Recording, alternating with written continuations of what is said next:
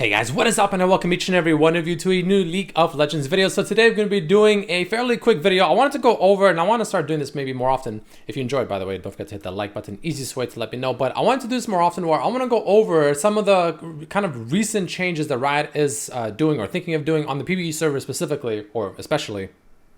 And kind of, we'll talk about, I'll give you guys my thoughts on the changes they're doing, especially when there's really, really weird ones like we have today. So let's get this party started. So the main thing that made me want to actually make this video is seeing this change. So they have a change coming over to Soraka, right? Mundo and Soraka, but more specifically, the one I want to talk about is Soraka. So you can see her ultimate here. The heal, being slightly increased or decreased rather as you rank it up. Okay, whatever, cool. A little bit of a nerf, awesome. It's 20 less healing at level 5. We can deal with that, I'm assuming. But the interesting part is this: clears grievous wounds on allies before applying the heal. That's like pretty broken, because whenever there's a Soraka, we know how much she can heal. She can heal a lot, right? A disgusting amount of healing. And what do you do to counter that? You get grievous wounds. That's literally the only counter, other than obviously killing her, right? So it's kind of like, okay, so now it's Soraka, which, by the way, some of them build like Warmog's armor and stuff like that. They become really tanky and still healing like an insane amount. So in other words, the only option there is to get grievous wounds. Well, now apparently Soraka, if she uses her ultimate, removes grievous wounds from every single ally on her team, then it heals them, then she can also spam W on them without grievous wounds and actually like get them back to full HP, like just like that. So yeah, a little bit questionable. So yeah, Riot's, I don't know, a little bit, I'm not gonna lie. Maybe it would have been better if it like applied the remove grievous wounds after the ultimate's heal, so at least it's not just ridiculous, like an insane amount of healing coming out of nowhere, like instantly, and removes literally the only counter. Like her ultimate is now the counter that counters her, she now has a counter for. I don't know, it's a little weird, I'm not gonna lie. So that's kind of the thing that made me want to make this video to begin with. Let me know what you guys think about that down below. Now, of course, Mundo, being someone that is pretty much the like staple healing type champion in League of Legends, getting a little bit of a change to his ultimates, right? So he's going to be healing a little bit less, the percentage heal over 10 seconds, but no longer do you heal 20% of your missing HP upon activating your ultimate. Instead, now you get up to 25% of your missing HP as bonus HP. That's pretty cool. I actually kind of like this change. I think it's interesting, honestly. This is okay. This, I think, is interesting. I've been playing a lot of Mundo myself. I actually love the champion, honestly, surprisingly. It's one of my favorite top laners to play now. I think it's a good change, honestly. This makes sense to me. This is okay. But this right here, I'm not gonna lie, a little bit of that action happening over there, I'll tell you that right now. And another really weird, but honestly this one's actually kind of cool change that they're doing is the Draven's ultimate. They're actually buffing it, so check it out. This is a really cool change. In other words, his ultimate executes targets if they have less health than the number of passives that Draven has, of course. So here, if Whirling Death would leave an enemy champion with less health than Draven's current League of Draven stacks, he will execute them. That's actually super, super cool. I think that's an amazing change. It kind of fits his theme better. So for instance, if you have like, right, I don't know, 300 stacks and you hit someone with your ultimate that's at 299 HP, it will instantly kill them, which will of course trigger your stacks. So it's an easier way to cash out. Actually a pretty decent buff, in all honesty, to Draven overall. A pretty big one, because this will make it much easier to have to cash in, as opposed to now where you have to kind of sometimes almost kind of feel like you're suiciding just for the sake of cashing in before you die, like maybe a 1-for-1 trade or something like that, which is like, I guess, okay, but this I actually think this is a really good change. So this is really, really cool.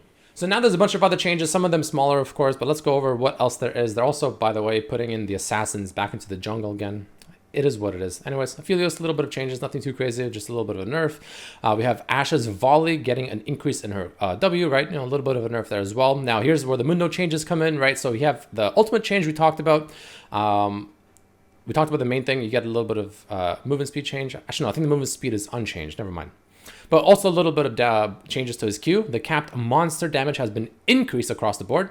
In other words, trying to make jungle Mundo a little bit more viable, so it's not just top lane Mundo. Now here's where it gets a little interesting. We got some changes to Fizz. So his passive is now going to be absorbing substantially, like literally double, or I guess blocking double the damage from champion and basic attacks, which is, by the way, his passive, I think, is one of the most broken passives in League of Legends that no one remembers he even has. Like, it just feels like everyone forgets what his passive is. It's an insane passive. You literally get a free door and shield passive, minus the healing, of course, but you just straight up block auto attack damage, which makes your laning phase, by the way, really good. This will make it insanely good. This is obviously better early than it is a late game, in my opinion. But it does scale 2%. It's not horrible, I guess. But you also go through minions. Don't forget, you also walk through stuff, which is what ghosted means. You walk through minions. So you don't get minion blocked, creep blocked. You know how many times people die because of creep block? Well, this removes that. Anyway, then going to his W, right? The bonus on hit damage has been increased early levels, but... Oh, sorry, all across the board by 10. I was misreading it slightly there. So just more damage on his W a little bit. You know, not too bad. Makes it a little bit easier to last hit with early game. So that's pretty cool. Not bad. You know, not a huge change, but it's all right. But just so this not, you know, obviously super broken, they're obviously nerfing his ultimates. So the small, medium, and big shark, you see the damage is lowered on all of them, whether it's base damage and or the AP ratio. 20%, by the way, is a decent amount by rank 3. It's like, you know, that's a decent nerf. And 100 less base damage. It's like, oh, not level 3, sorry, the big shark. That's a decent amount of less damage, actually. So keep that in mind. That's, you know, so it's not all that broken. But I'm thinking maybe like some... Bruiser Fizz might be coming back slowly. Who knows? Jace, a little bit of a nerf, which is shocking. The champion literally sucks. The champion is like one of the hardest champs to play because he requires so much more work than most other champs in the same role to accomplish the same thing. Just a weird nerf. Maybe he's pro play related. Then you have Jinx, of course. You know, her fishbones being the Q attack mana cost has been slightly lowered, not too crazy. Still the same by rank 5. Kaisa, cooldown lowered on her E ability by 2 seconds as you rank it up. Then you have Callista, a surprising nerf actually. Knockdown or knock up duration has been actually lowered early levels, so a little bit less effective in the lane, which is literally the main part you pick her for.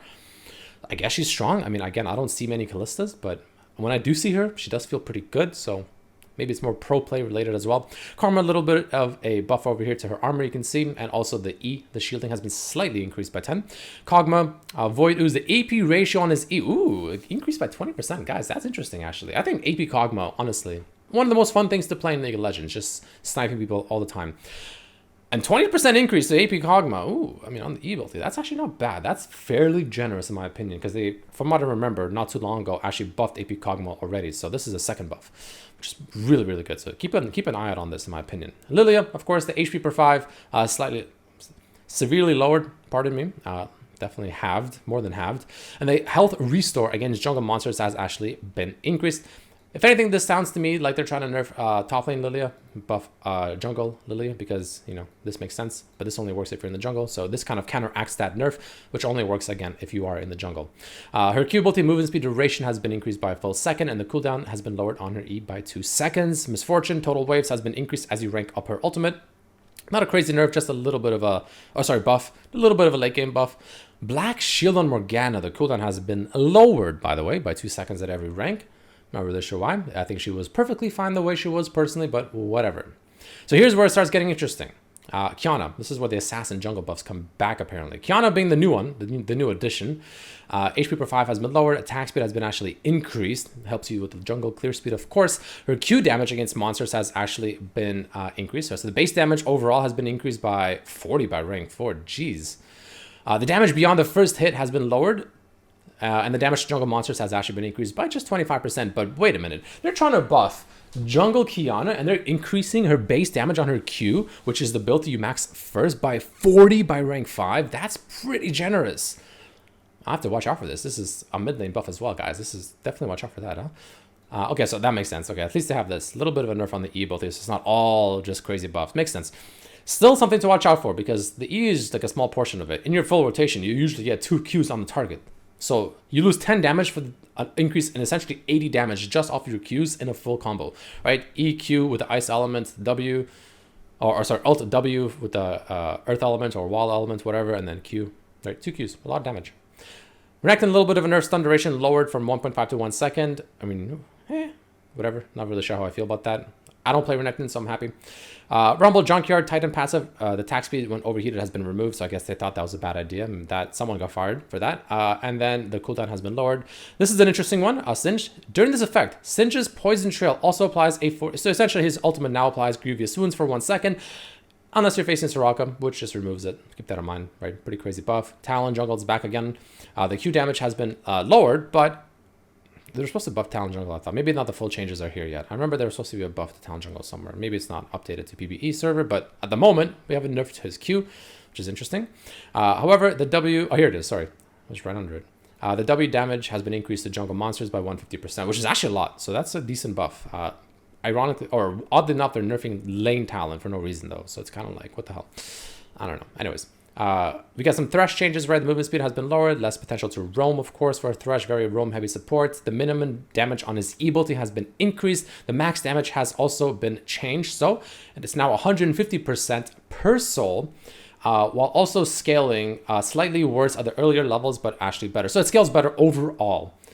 Because once you get it to rank 5, it's the same, while also having that 50% from the souls. So as long as, of course, you're you know, doing your thing, collecting souls, it'll be more or less the same, because again, don't forget it did get nerfed here, so not a huge change there, just overall probably a slight nerf. Ultimate on Twitch, AD increased. Dude, I've been seeing Twitches pop off literally so often. I can't believe they're buffing Twitch, but apparently he'll be even stronger. Cool. Urgot Q has been, cooldown has been lowered, mana cost has been lowered, Varus, you can see here, base AD has been lowered, Yone, the W has actually been increased per subsequent champion. Hot, increased, fuck, by 25% to 50%. So I guess it's I'm assuming it's above this W, a little bit awkward wording here, I'm not gonna lie. Yumi, cooldown lowered on her passive, great Yumi buffs, I think we all were looking for that. And of course we have the buff to Zed, his passive now back to doing, you know, extra damage to jungle monsters, and Zoe's E has been severely lowered, the cooldown, by the way, by 4 seconds, rank 1. So get ready to face Zoe's, guys. I think we're all excited for that one. And then Ravenous Hydra, the cleave does not trigger on structures, same with Time At, not a huge change. Umbral Glaive, of course, the cost has been lowered. Lethality has been lowered to 10. Cost has been lowered. Not worth. I'd rather pay that extra gold for the extra lethality. 10 lethality is like literally dog shit. I'm sorry, but that's really bad. And then Predator has been slightly changed right now. Increased from ramping to 45% over 1.5 seconds to now ramping over 60% over 1 second. So faster, but you have less time to work with it. So there you guys have it. Some bunch of changes coming over so far to PvE server, with the Soraka being the most questionable one. Let me know what you think about it down below. Ladies and gentlemen, let me know if you'd like these kind of videos, you know, giving you an update on what the changes are so far, giving you my thoughts on it. Again, someone been playing League of Legends since season 1. You know, I have a decent understanding. I'd like to think about the game, so hopefully, I don't know, it helps you guys some way or another. But either way, thank you so much for watching. See you guys for the next one. Peace, peace, peace.